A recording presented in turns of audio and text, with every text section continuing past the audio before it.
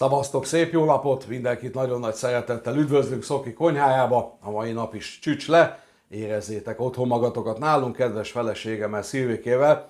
Mutatunk nektek egy olyan kenyeret, amit hát főként tavaly is nagyon sokat használtuk, télen nem annyira, most ismételten itt a nyári időszak, tudjátok, a pocak technológia, kicsit egészséges szemléletre váltva a fehér kenyereket, a fehér liszteket, és láttátok, nem egy receptbe, folyamatosan lecserélem, kihagyom, kiváltom őket, és ezt ugye hát lényegében sikerrel teszem, mert minden ételt el lehet készíteni, akár saját anyagával, akár keményítővel, és sok-sokféle másképpen, úgy, hogy ne kerüljön bele liszt. Ez csak egy plusz, amit megmutatunk nektek, próbáljátok ki ezt a nagyon finom kenyérkeveréket, pontosabban majd az elkészült kenyeret belőle nem fogtok benne csalódni. Ami nagyon fontos, és most ezért csinálom ezt a videót, pont tegnap fogyott el a keverék, ugye azt szoktam alkalmazni, akár 2-3 kilós mennyiséget egyszerűen összekeverek, amikor szükségünk van rá, akár a gyerekeim, akár a feleségem csak beleönti ezt a keveréket a dagasztógépbe, só, élesztő, vagy friss, vagy szárított, víz, kezi, csókolom, dolgozhat a gép, és utána már csak egy pici munkánk van vele, mehet a sütőbe. Természetesen dagasztás, kelesztés, na hát ezt nem is kell mondanom.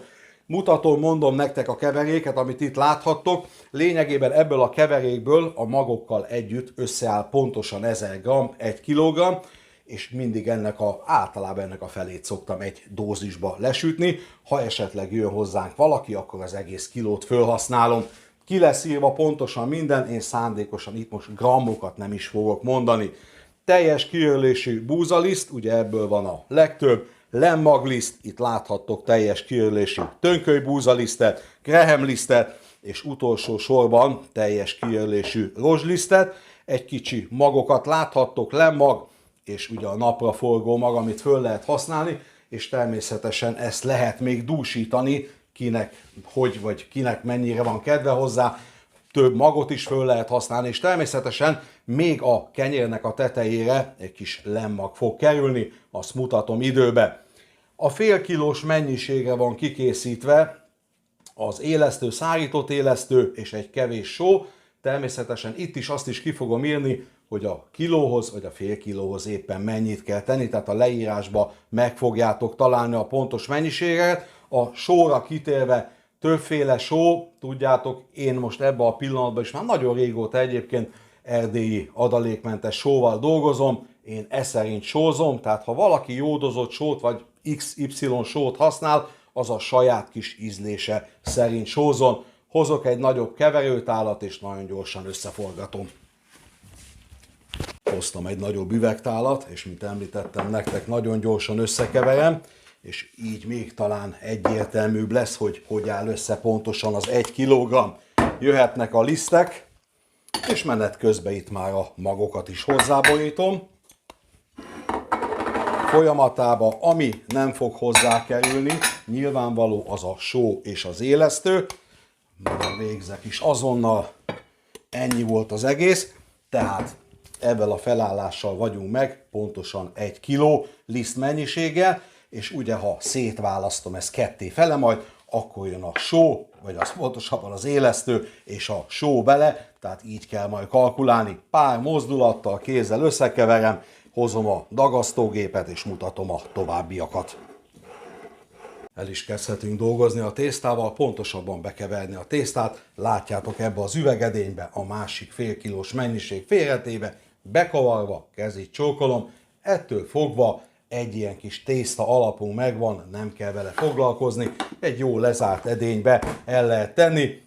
Egyébként, mint mondtam nektek, akár 1-2-3 kilókat is be lehet simán keverni, majd én is holnap csinálok egy nagyobb dózist. Itt most a videó kedvéért mutatom csak meg nektek. Só, élesztő, ugye jelen esetben egy ilyen fél kilós mennyiségű tésztánál összesen egy kis csomag szárított élesztőt használok, és ugye a megadott mennyiségű sót, ki fogom ezt is írni, fél kilóra és kilóra is levetítve. Egyik oldalba beleöntöm a élesztőt, másik oldalba a sót, kezit csókolom, itt a langyos víz. A vízre kitérve, ugye ahány helyen fogtok többféle kategóriájú lisztet vásárolni, attól függetlenül pár centiliterbe mindig a víz éppen egy nagyon picit eltér.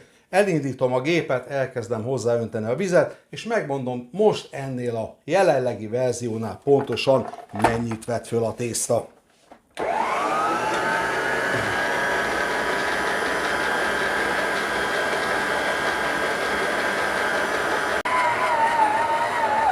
Mutatom nektek a tésztát.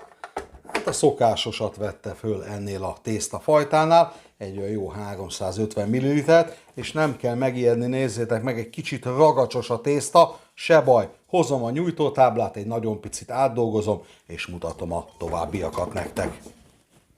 Egy nagyon picit ragacsos a tésztánk, ugye tudjátok, hát akár egy fehér kenyérnél, félbarna kenyérnél mindenképpen egy kis szórás, ez egy teljes kiölésű kis búzaliszt, amit ide szóltam, és egy pár mozdulattal egyszerűen át fogom dolgozni ezt az enyhén ragacsos tésztát. Miután átdolgoztam maximálisan, akkor szépen letakarjuk egy konyharuhával, és pihentetjük körülbelül egy olyan jó 3-4 órát. Ugye itt ebben az esetben egy picivel tovább kell, mint akár egy fehér vagy egy félbarna kenyere. Tehát miután átdolgoztam, szépen letakarom, csinálok egy pici gombócot belőle, és körülbelül jó 3-4 óra múlva találkozunk, ennyi az egész.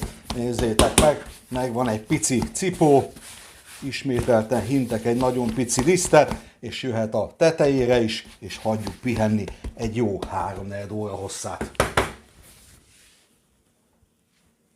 Eltelt körülbelül egy jó 3-4 óra, mutatom a tésztát, ugye hát nem olyan, mint a fehér kenyérnél nyilvánvaló, egy nagyon picit elkezdett kelni, levegősebb a tészta. Ide hoztam egy vasedényt, és mielőtt beletenném a vaslábosunkba, egy nagyon picit meghintettem teljes kiörlésű liszttel természetesen, így fogom ráültetni a kenyeret, na de előtte még egyszer jól összedolgozom, ismételten egy kis gombócot fogok képezni, és hát itt tényleg pár perc, 1-2 perces átgyúrás, tehát na, a deszka elment alólam, tehát a lényeg, át fogom dolgozni, be fogom vágni, és egyelőre még spritznivel nem spriccelem meg, tehát vizet nem teszek el, majd az utolsó pillanatban beteszem szépen a sütőbe, hogyha nyáron csináljátok, nincs rá szükség, akkor kiviszitek jó meleg helyre, na de viszont most még nincs az a helyzet, tehát betolom a sütőbe kb. Egy jó 40 fokon, és ott kelesztem tovább körülbelül még egy jó 40 percig, 40-45 percig,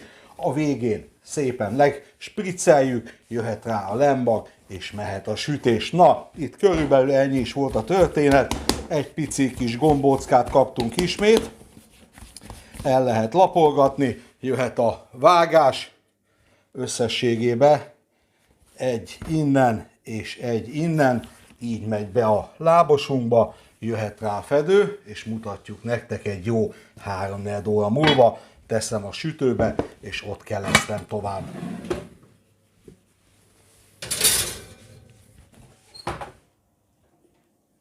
Megkelt a tészta a sütőben, annyit tettem, hogy megspicceltem vízzel, és nézzétek meg, egy kevés maggal, egy kis napraforgó maggal, lemmaggal megszóltam. Ebben a pillanatban már fölfűtöttem a sütőt 250 fokra, ez azt jelenti fedővel 250 fokon, kb. Egy jó 25 percet fog dübörögni, ugrik le a fedő, ismételten egy jó 20 perc, de mutatunk nektek mindent.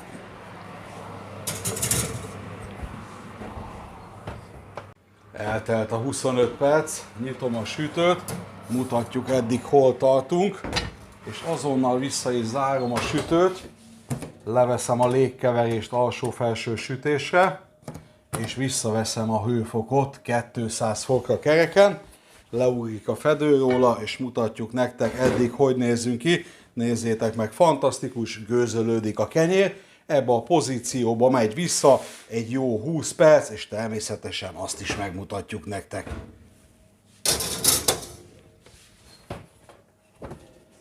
Megsült a kenyerünk, mutatjuk nektek a komplettó végeredményt. Nézzétek meg, csodálatos, nagyon-nagyon szépen megsült. Ripi-ropi a technológia.